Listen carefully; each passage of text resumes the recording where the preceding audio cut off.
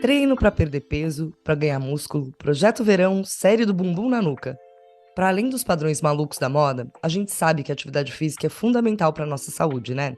Mas e o seu assoalho pélvico? Alguém te incentiva a exercitar? Formado por músculos que sustentam os órgãos pélvicos, o fortalecimento deles é muito mais importante do que imaginamos para a nossa saúde sexual, urinária, fecal, tratamento de disfunções e prevenção de problemas. Para todo mundo, em todas as fases da vida, os benefícios são inúmeros. O famoso aperta e solta tem muita técnica envolvida. Vamos entender melhor sobre a fisioterapia pélvica e as diferentes atuações?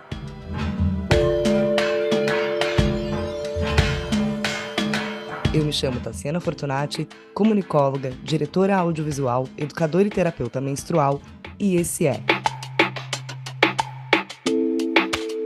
Podcast Eu Menstruo, conversas abertas sobre menstruação que vai muito além de fertilidade e sangue. Eu me chamo Carolina Pinhol, biomédica, especialista em reprodução, doutoranda em biologia celular e educadora no Ser Íntime. O podcast Eu Menstruo existe para educar sobre menstruação e dar visibilidade a ela. E para que a gente continue levando essas informações para cada vez mais pessoas, você também pode contribuir com qualquer valor no Apoia-se ou um Pix para podcasteumenstruo@gmail.com. E atenção, se você conhece algum grupo que precisa de educação menstrual, seja conhecimento do ciclo, influência das suas alterações na rotina e saúde, questões sociais e tudo que esse assunto contempla, chama a gente no e-mail ou redes sociais @eu.menstruo e vamos fortalecer nossa comunidade.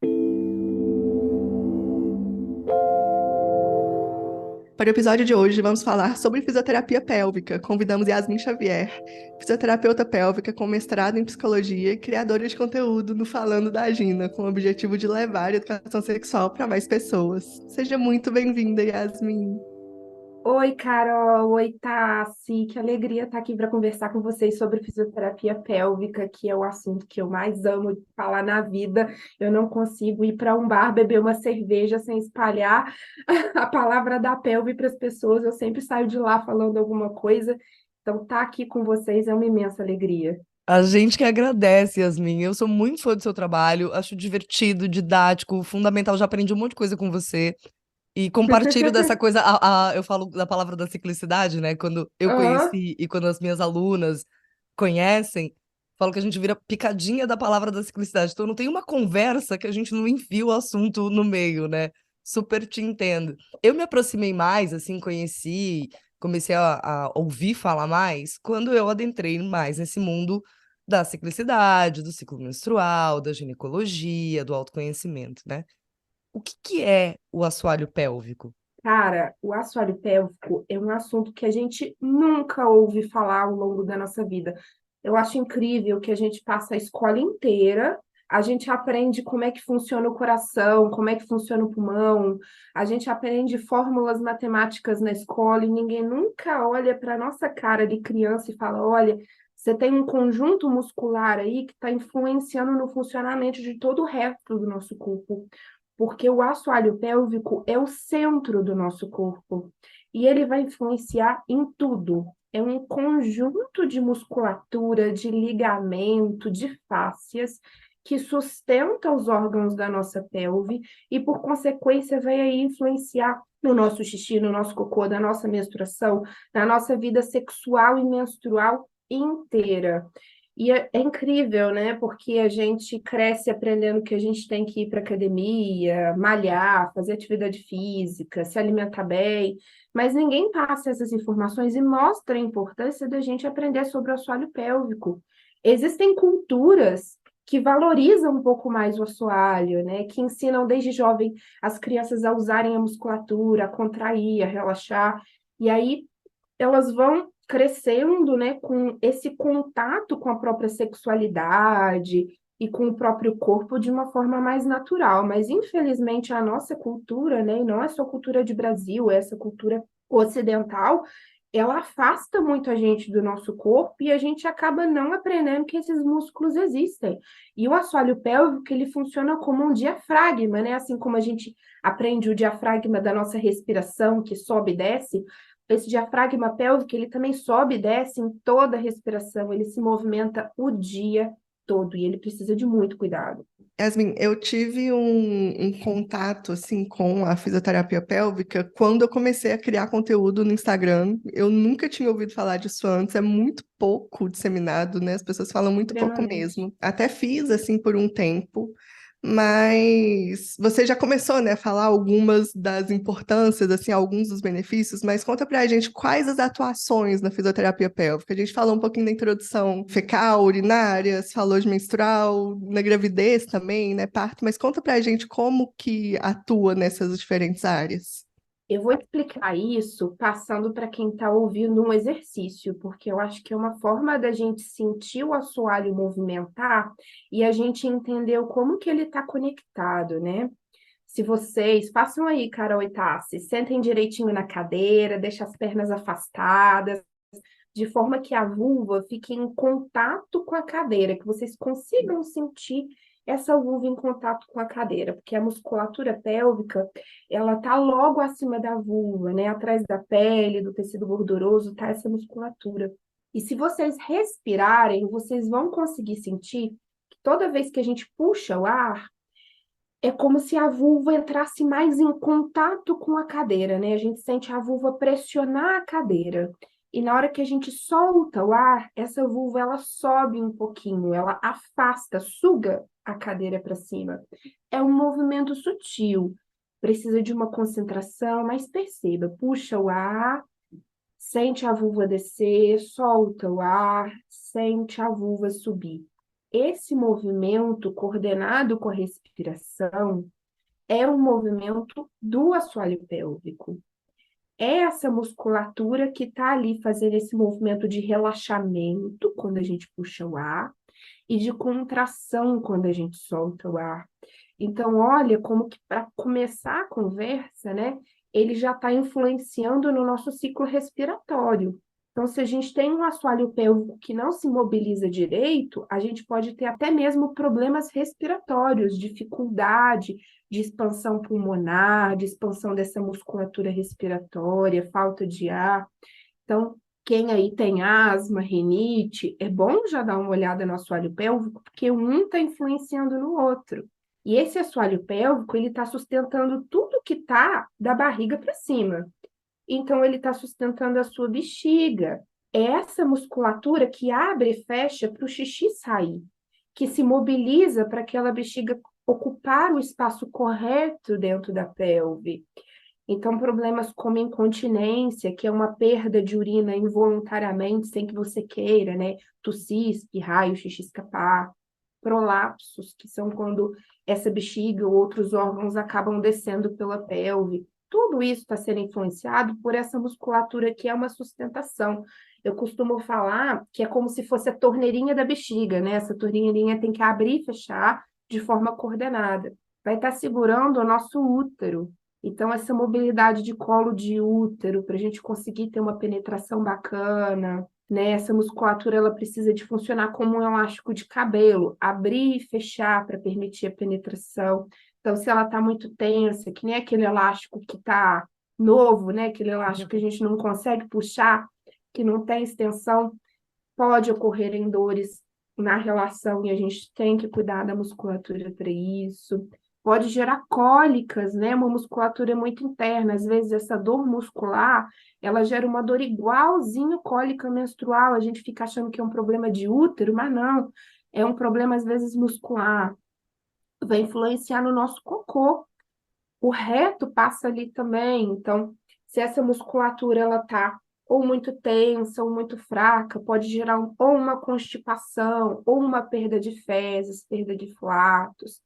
E quando a gente fala, né, de xixi, de cocô, de sexo, a gente está falando de coisas que são muito básicas, né? A base da nossa vida é a gente conseguir se alimentar, evacuar e urinar de forma correta e ter uma vida sexual que não é só sexo, né? É esse contato com a nossa genital de uma forma satisfatória. É a base da nossa vida. Depois disso é que vem trabalho, que vem socialização. Então a base está aí. Então, a gente tem um problema, uma disfunção no assoalho pélvico, a gente está lidando com algo muito sério, que vai influenciar no que nos sustenta enquanto seres vivos. Eu achei interessante isso que você trouxe, porque, de fato, né? se você tem cólica, se você tem uma questão urinária, fecal, respiratória, dor lombar, a gente vai sempre para os especialistas de cada um desses órgãos e ninguém sugere ou investiga o assoalho pélvico, né? Eu, Sim. na educação menstrual, na terapia menstrual, recebo gente que já foi em tudo quanto é médico e não encontrou solução, principalmente para cólica. Tem outras questões que vêm também, mas a mais recorrente é cólica. E aí a gente trabalha ali algumas coisas de atividade física, de alimentação e tal, mas nunca nenhuma dessas, sei lá, 200 pessoas relatou que algum profissional de saúde recomendou que fosse dar uma olhada no assoalho pélvico. E como musculatura, tem várias questões, né, em qualquer idade, mas ao longo dos anos, como o resto da nossa musculatura, vai precisando de mais atenção, porque a gente vai perdendo mobilidade, né, Yasmin? Sim, exatamente. Ao longo do tempo, né, com a idade, os nossos hormônios eles vão caindo, principalmente o estrogênio, que é um dos hormônios do ciclo menstrual, e a queda de estrogênio faz a gente diminuir a quantidade de tecido muscular, de ossos, e é o que forma essa nossa pelve e o assoalho pélvico, né? Então ficam tudo um pouco mais flácido, mais difícil de movimentar e propicia o aparecimento dessas disfunções realmente. E na nossa vida contemporânea, a gente não contribui muito para mobilização e ativação, né? A gente está o tempo inteiro sentado, está o tempo inteiro em frente de tela. Eu lembro de uma vez, num dos cursos que eu fiz, da gente ficar de cócoras, né? Várias vezes ao longo das aulas a gente ficava de É uma cócoras posição como. dificílima. Porque tinha a gente estava ali questionando ancestralidade, tecnologias ancestrais, né? E muitas, principalmente nas tribos indígenas, ficar de cócoras tudo você faz de cócoras, você cozinha de cócoras, você pare de cócoras. Não existe ficar sentado numa cadeira, né? E a gente ficava fazendo essa posição. E aí eu lembro que na época eu me determinei a ficar X minutos de cócoras por dia. Daí a vida anda, a gente perde as coisas, né? Fala, não, preciso retomar. Ficar de cócoras é um bom exercício, Yasmin, para fortalecimento? É um ótimo exercício. E assim, se a gente para pensar, a cócoras ela foi sendo retirada de nós com o tempo, né? A gente defecava de cócoras. Hoje em dia a gente senta num vaso sanitário que não é nem um pouco fisiológico, né? Eu até indico para os pacientes colocarem um banquinho debaixo dos pés para elevar o pé para simular uma posição de cócoras. A gente paria de cócoras, hoje em dia todo mundo para deitado. A onda, né, do parto natural está voltando agora, mas ainda com muita resistência, resistência tanto da sociedade, né, que acha que é um retrocesso, sendo que na verdade é um retorno às origens e ao fisiológico, e uma resistência médica, né, da classe de saúde inteira que se adequou ao conforto de ficar sentadinho numa cadeira enquanto uma gestante está deitada com as pernas para cima, o que fisiologicamente não ajuda em nada, né? Se a gente pensar que o nosso útero ele é viradinho para frente, o nosso útero ele fica deitado em cima da bexiga. Então, se você está deitada, essa é uma posição que não vai ser nada fisiológico, né? Se a gente levanta, se a gente faz a cócoras, a gente melhora esse posicionamento, a gente abre a pelve, a gente facilita a descida do neném. Então, a posição de cócoras é um exercício que a gente tem que fazer. Se é muito difícil para você, começa apoiando numa parede, apoia as costas, depois vai aos pouquinhos saindo desse apoio, vai tentando colocar o pé mais plano no chão, mas é uma atividade que vai ajudar nessa distensão, nesse alongamento da musculatura, nessa mobilidade. O exercício legal é tentar andar de cócoras. Vocês já tentaram fazer isso? Andar de cócoras? Nunca. Andar de cócoras, não. Andar de Eu tava cócoras. pensando aqui em propor a gente começar a gravar o podcast de cócoras, mas andar de cócoras eu nunca fiz. É um exercício super legal que eu faço com muitas gestantes, assim, porque imagina você não tá só na posição de cócoras, como você mobiliza essa pelve, né? Faz uma dissociação de pelve. E é um exercício que é difícil para quem começa, mas que depois, olha o tanto de coisa que a gente pode fazer, né? Tem uma coisa interessante que eu ouvi de uma mãe uma vez, que a maternidade permitiu a ela um retorno às suas questões primitivas, porque ela começou, por exemplo, a ficar de cócoras mais tempo para brincar com a criança, ter que correr atrás da criança, estando de cócoras. e que ela começou a conseguir ter essa mobilidade maior, né? Então, como que tem coisas que a gente não para pensar. Vocês falaram um pouco sobre o parto, e só para fazer um comentário aqui, um parênteses, porque até é revoltante a história de como as mulheres começaram a parir deitada, né? Porque tinha um rei aí, X, que eu não lembro exatamente quem era, que tinha, acho que um fetiche em ver mulheres parindo, e essa posição era Sim. melhor para ele poder ver as mulheres dando à luz. Não era em nenhum momento porque era melhor para as mulheres, Eu não uma questão sabia disso, não. médica, nada. É Não isso sabia. mesmo. É absurdo. É aquela história, nem todo homem, mas sempre um homem, né, gente? Exato. Mas essa é uma história bem absurda. Gente, assim, eu não canso de aprender e me surpreender negativamente com as histórias que eu ouço, mas tento usar isso também para reforçar a importância do nosso trabalho, para não ficar só na raiva, assim, só no puta que pariu, que ranço de tudo isso que a gente passa e passou enquanto humanidade, né?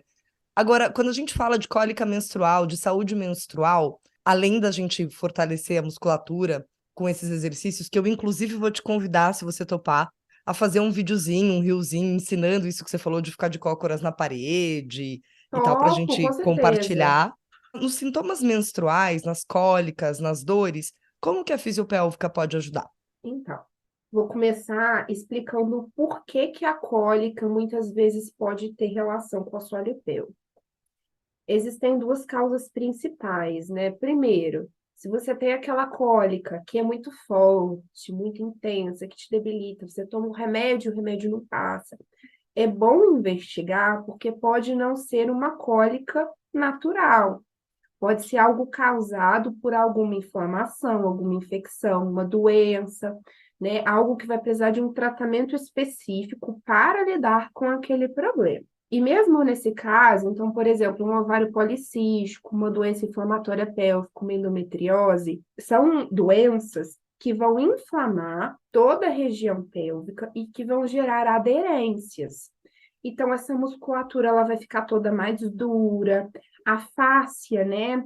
Fáscia, para quem não sabe, sabe quando a gente vai temperar carne e tem aquela película transparente em cima da carne? Aquilo é fáscia, e as fáscias recobrem todos os nossos órgãos e músculos, e essa fáscia ela precisa de ter uma mobilidade de um lado para o outro, que ela conecta a fáscia do corpo inteiro. Então, imagina, se uma parte da fáscia está dura, todo o resto vai ficar presa. Então, a face ela fica presa, os ligamentos eles ficam tensionados, então toda aquela região ela passa a não funcionar direito, exatamente por haver uma inflamação, um corpo estranho naquela região. E aí, o trabalho da fisioterapia nesse caso não vai ser para tratar a endometriose, tratar o ovário policístico, a gente não consegue reduzir essa doença, mas a gente consegue diminuir essas consequências fisiológicas que são essa tensão muscular, ligamentar, facial, e assim melhorar os sintomas da paciente, né? Os sintomas como a cólica menstrual, dor na relação sexual, constipação, que advém dessas doenças. E existem outros casos, né, em que não há uma doença instalada. Aí, nesse caso, muitas vezes, não vai ser aquela cólica forte, aquela cólica que te tira totalmente da sua vida, que você precisa de viver para a cólica por aqueles dias, né? São cólicas menos intensas, mas que precisam de uma atenção porque elas vão gerar desconforto. Nenhuma cólica é normal, é importante a gente lembrar disso. Normal é ter aquela, eu gosto de brincar, né? Aquela sensação de, opa, meu útero tá aqui. Isso é normal. É Mas isso. se dói, não. Se dói é um sinal de alguma coisa ali para É, ser investigada, né? exatamente. Mas às vezes vai ser uma cólica que não chega a ser aquela cólica 10 de dor, igual é uma doença, mas é uma cólica que te incomoda. E aí vale a pena investigar, porque pode ser um problema do assoalho pélvico especificamente. Por quê? Por ser uma musculatura muito interna no nosso corpo, o nosso cérebro não entende direito onde que dói. Vocês lembram daquela história, né, de que quando a pessoa tem um infarto, dói o braço? É porque está dentro do nosso corpo, o coração. E o nosso cérebro não entende aonde que está a dor. Então, o cérebro entende a dor como se fosse numa região próxima, né? Que tem a mesma irrigação nervosa, daquele coração. A mesma coisa acontece ali na nossa pelve. O cérebro não entende o que está doendo, é o útero, é o músculo, e aí ele gera uma dor igual, que é essa dor abdominal baixa. E aí, às vezes, a gente está tendo uma dor achando que é o útero que está contraindo, mas é esse assoalho que ficou mais tenso no período menstrual e está ativando ali pontos gatilho. Então, a gente tem que cuidar dessa musculatura, relaxar ela. São muitos exercícios respiratórios, massagens e, às vezes, até terapia. Porque muitas das vezes a gente tensiona por conta de uma ansiedade, de uma questão psicológica que gera essa tensão no local, né? Até o não lidar bem com a menstruação pode ocasionar isso. E aí a gente tem que cuidar dessa região, tanto na cabeça quanto no corpo. Eu adoro ver essas conexões. Uma das que mais me fascina é a conexão garganta-vagina, sabe? Que a Nossa, gente é tem as sensacional. estruturas. É muito sensacional, né? Quando a gente faz os exercícios de soltar, né, o ar pela boca, abrindo a boca, como a gente sente refletir no nosso canal vaginal, eu acho fascinante. Não, é sensacional isso. Se vocês testarem, né? Dá um grito agudo, um A agudo, e depois um A grosso, grave. Vocês vão ver a diferença, né? Como que no agudo o assoalho tensiona todo e no grave ele abre, relaxa, né? É até importante isso, eu ensino para todas as gestantes, assim, né? Vai parir, grita, mas grita grosso, não dá aquele grito agudo, né? Porque se espera da mulher gritar agudo, um Sim, grito feminino. Não, faz um grito grural, puxa lá do fundo da garganta. É isso que vai abrir teu assoalho, que vai te permitir relaxar para parir, né? eu não vou fazer o exercício de gritar agora, em respeito aos seus ouvidos, queridos ouvintes, mas recomendo. E você me fez lembrar das aulas de canto. Eu cantava quando era criança e depois de adulta fiz com uma amiga porque a gente queria ter uma coisa nossa, Aham, se divertir, foi muito legal. Então eu revivi todos os exercícios do canto, dos graves, dos agudos, das respirações, e é verdade, né? Tem muita é. conexão mesmo. Eu penso muito quando eu fui numa fisioterapeuta pélvica e uma coisa que fez muita diferença para mim, que eu nunca tinha reparado antes, era tossir e espirrar, né? Quando você vai tossir ou espirrar, você tem que contrair o assoalho pélvico. E muitas pessoas fazem o movimento contrário, né? Como se fosse uma expulsão, assim. E isso acaba prejudicando também, né? E eu acho que o contato que muita gente tem agora na internet com redes sociais tô com esse probleminha, tô percebendo isso em mim, quero melhorar essa questão, e aí conhece o pompoarismo como se fosse a mesma coisa, como se o pompoarismo fosse curar doenças, né? Então, quero muito falar sobre essa diferença entre fisioterapia pélvica e pompoarismo, mas antes, só explica pra gente quando que a pessoa precisa procurar uma fisioterapeuta pélvica, porque não é só quando tem algum problema, né? Nossa, você tocou no ponto sensível, que é o do pompoarismo. Vamos deixar para daqui a pouco mesmo, porque eu vou até respirando aqui para me acalmar para falar sobre isso. A gente toca em pontos delicados nesse podcast. É um ponto delicado, mas assim, gente, todo mundo deveria procurar um fisioterapeuta pélvico uma vez ao ano, desde o início da sua vida sexual. Assim como a gente procura o ginecologista, todo ano vai no ginecologista, faz um exame, a cada 2 anos faz o preventivo, né? Marca, no mesmo período que você vai na ginecologista, vai no fisioterapeuta pélvica, porque a ginecologista ela não vai olhar a sua musculatura, ela não vai olhar força, resistência, elasticidade, mobilidade, que são coisas específicas da físio.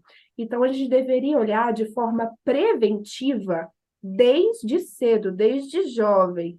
Porque aí, se desde cedo a gente aprende como usar a musculatura corretamente, como contrai, como relaxa, como que eu observo se está aparecendo alguma disfunção, você aprende a fazer um automanejo de saúde, né? A conseguir se cuidar sozinha, sem precisar de passar por um tratamento específico. Ou então, a identificar a necessidade de um tratamento precocemente, né? Sem que essa disfunção tenha tomado um âmbito muito grande, né? Uma gravidade muito grande. E assim você previne que você vai ter vários problemas ao longo do envelhecimento. Aprendi agora, aos 39 anos, que eu deveria fazer isso. Eu nem nunca fui numa fisioterapeuta pélvica. Olha só, para mim É, era uma coisa que deveria ser como assim, já em compensação, fisioterapia ortopédica desde de muito pequena, pelas mil coisas que já aprontei na vida. Então eu sou recorrente em físio, só que sempre tem essa lógica, você vai no ortopedista, ele te encaminha para físio, né? Acho que eu nunca fui eu uhum. mesma lá, bati na porta e falei: "Oi, seu físio, tudo bom?" Quem dirá a pélvica, gente, eu tenho 39 anos, eu nunca fui.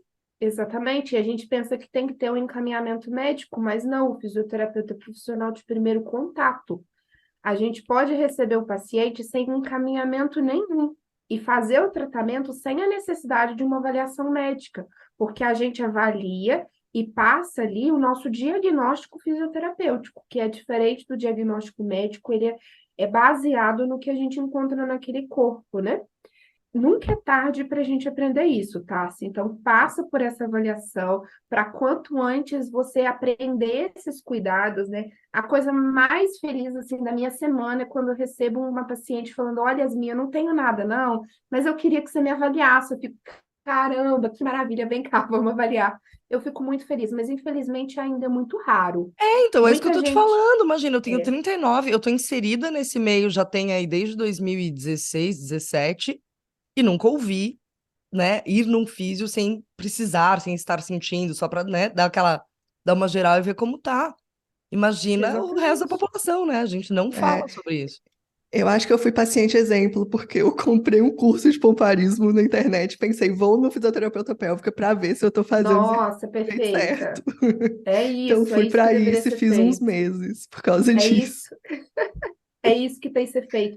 Mas assim, nunca é tarde para começar. E como a gente lida com a realidade, né, que é que as pessoas procuram quando já tem algum problema, é procurar o mais cedo possível. Então, tá perdendo urina, não espera tá usando um absorvente ou uma fralda para segurar o xixi. Já teve a primeira perda, tossiu, espirrou, saiu um pouquinho, já procura ajuda.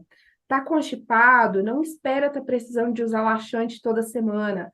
Vai no fisioterapeuta antes, né? Tá tendo flatos vaginais constantes, engravidou, tá pensando em engravidar, já procura, porque a gente pode começar desde o início a fazer um tratamento. Então, assim, é procurar o quanto antes, porque as disfunções pélvicas, elas tendem a piorar ao longo do tempo, né? Diferente de uma gripe que se você só deixar quietinho, cura sozinho.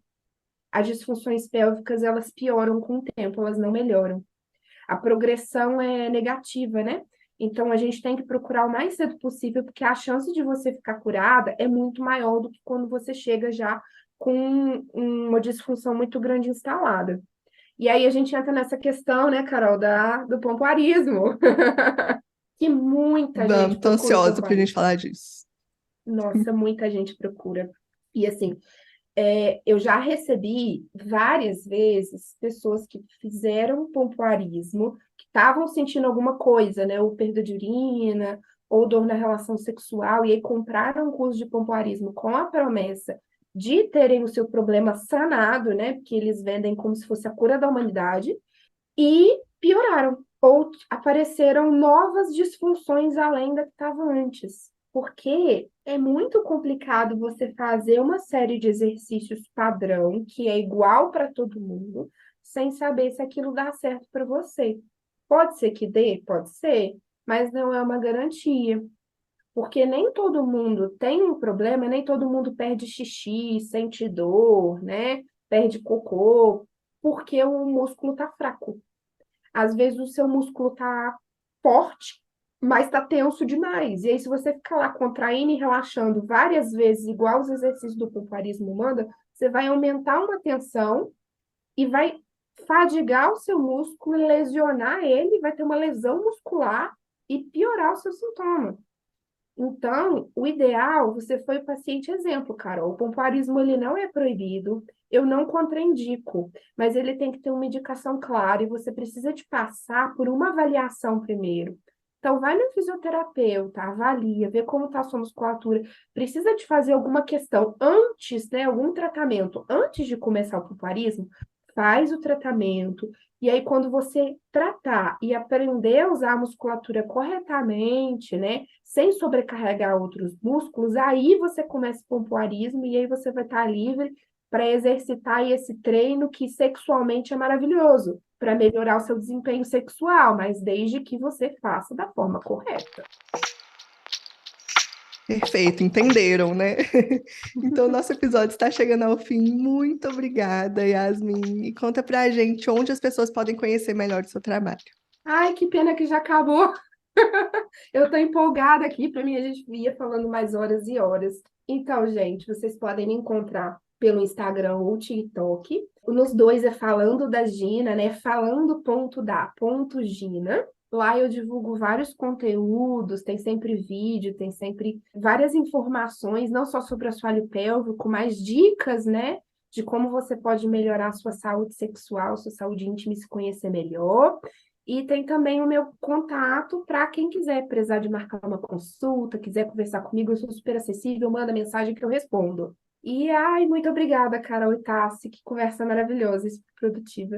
A gente adorou, a gente vai te convidar para novos episódios, com certeza. Eu recomendo fortissimamente que vocês acompanhem o conteúdo da Yasmin. É maravilhoso, é didático, é papo reto, assim, ó, sem muita firula. É maravilhoso. Yasmin, em uma palavra, qualquer uma, a primeira que te atravessar, o que é menstruação para você? Autoconhecimento. Você que tá com a gente, fez sentido? Obrigada pela companhia. Tenho certeza que a gente trouxe luz e eu espero que você esteja ouvindo pelo menos esse final do episódio de cócoras.